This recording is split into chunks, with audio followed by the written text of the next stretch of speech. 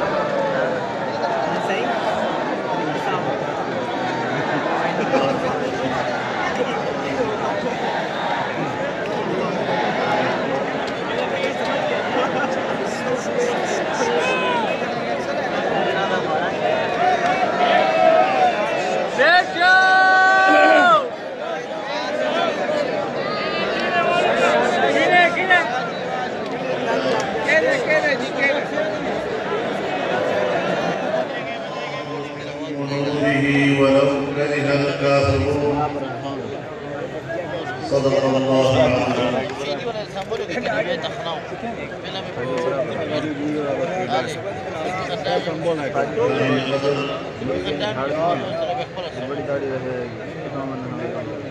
امیر عالم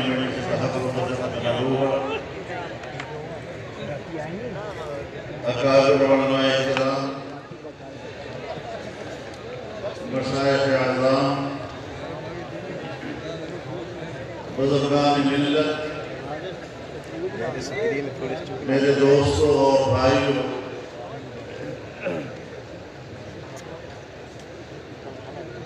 سر نیچے کرے یار کلفیاں بات سر نیچے کرے یار مہربانی ہے اس سال بھی یہاں جناب نگر میں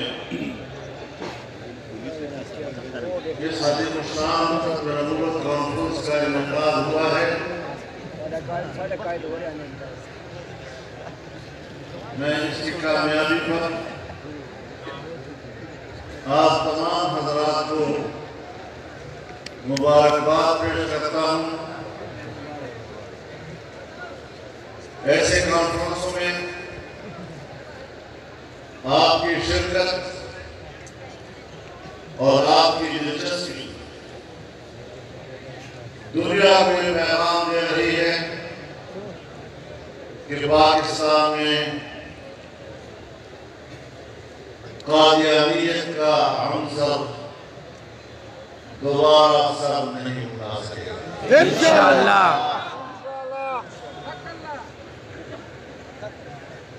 برصغیر کا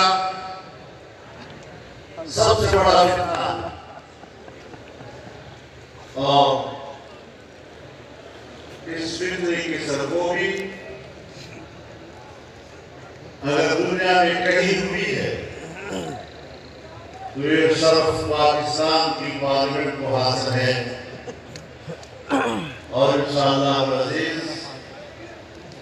یہ تاریخ کے دوران پر ایک ایسا نقش ہے کہ جسے آنے والا مستقبل کبھی بھی محروم نہیں کر سکے اللہ تعالیٰ اپنے دین کا محافظ ہے اور ختم نبوت کے عقیدے کی حفاظت بھی اللہ نے ہی کرنی ہے ہم ایک سبب کے طور پر استعمال ہوتے ہیں اگر اللہ نے ہمیں اس مقصد کے لیے چنا ہے تو ہمارے لیے اس سے بڑی خوشبختی اور نہیں ہے ہمیں اس پر اللہ کا شکر ادا کرنا چاہیے اللہ اس پر قادر تھا اور ہے کہ ہمیں فاسق فاجر کے گروہ میں جا کر ملا ہمیں ڈاکوں اور اونٹوں کے گروہ میں جا کر بٹھا دیا، لیکن اللہ نے ہمیں علماء کا ماحول دیا ہے، دینداروں کا ماحول دیا ہے، اہل علم کا ماحول دیا ہے، اور روحانی طور پر ایک خوشبودار اور خوشگوار ماحول دیا ہے۔ اللہ تعالیٰ زندگی کے آخری سانس تک ہمیں اس ماحول سے وابستہ رکھے۔ میرے محترم دوست، جس وطن عزیز کو ہم نے لا الہ الا اللہ کے نعرے سے حاصل کیا تھا، اور اس نعرے کے اساس پر پورے بر صغیر کے مسلمانوں نے قربانیاں دی تھی، 7 دہائیاں اس ملک کی گزر چکی ہیں، 4 صدی کے قریب ہیں، لیکن کیا وجہ ہے کہ آج بھی اسلام کے نام لیوا مسترد ہے۔ ہمیں اس وقت بھی اسلام کے بارے میں تشویش ہے۔ یہ ملک اگر اسلام کے نام پر بنا تھا تو یہاں پر اسلام کو محفوظ رکھا،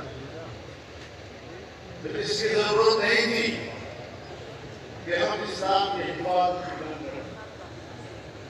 یہ ریاست کی ذمہ داری تھی کہ وہ اسلام کی حفاظت کرے، لیکن ریاست کو اسلام کی پیچھے پڑا، وہ تو مغرب کی غلامی میں ڈوبا ہوا ہے۔ مغربی تہذیب، مغربی فکر، مغربی سوچ ان کے اوپر مسلط ہے، اور ہم نے بشروں میں ایک بات پر ان کی ساری سوچ مرکوز ہوتی ہے کہ ہم کون سی ایسی بات کریں اور کون سا ایسا کام کریں کہ جس سے مغرب ہم سے راضی ہو جائے۔ اللہ کو راضی کرنے کی کوئی سوچ نہیں۔ کب ہمیں وہ مدد ملے گی؟ کب ہمیں وہ اطمینان ملے گا؟ جہاں تو اگر علماء سیاست سے وابستہ رہتے ہیں، بار بار انہیں احساس دلایا جاتا ہے کہ آپ کو شریف لوگ ہیں، اور سیاست تو آپ کا کام نہیں، تو پھر جو لوگ سیاست کرتے ہیں وہ اپنے بارے میں تو مسئلہ گواہی دے رہے ہیں نا، جو بدماش ان کے ہر خلاف نام کی کوئی چیز نہیں، لیکن میرا عقیدہ و ایمان ہے کہ جو شخص اسلام کی نظام سیاست کا انکار کرتا ہے وہ الیوم اکملت لکم دینکم کا انکار کرتا ہے۔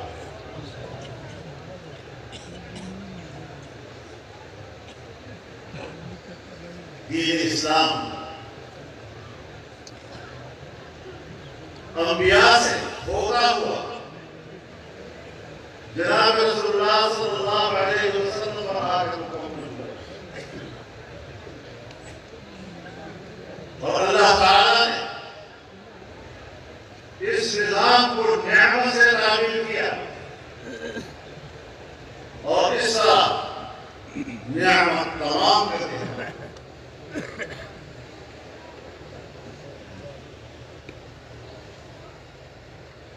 تو پھر کیا سیاست انبیاء کا وظیفہ نہیں رہا؟ جناب رسول اللہ صلی اللہ علیہ وسلم کا اعتقاد ہے کانت بنو اسرائیل تسوسهم الانبیاء كلما هلك نبي خلقه الله ولا نبي بعد۔ بنی اسرائیل کے انبیاء سیاست کیا کرتے، یعنی ان کی مملکتی اور اجتماعی نظام کی تدبیر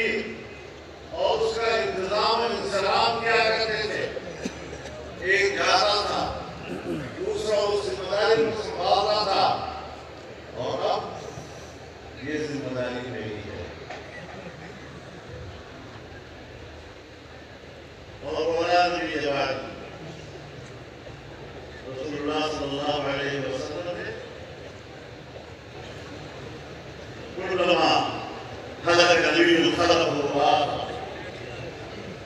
اس کی زید میں فرمایا اولاد بھی یہ بات اب میرے بات کوئی نہیں ہے نبوت سیاست کے ذریعے میں ذکر کیا ہے اور آپ علماء کرام میں کہتے ہیں یہ غیر سیاسی موضوع ہے یہ سیاست سے بات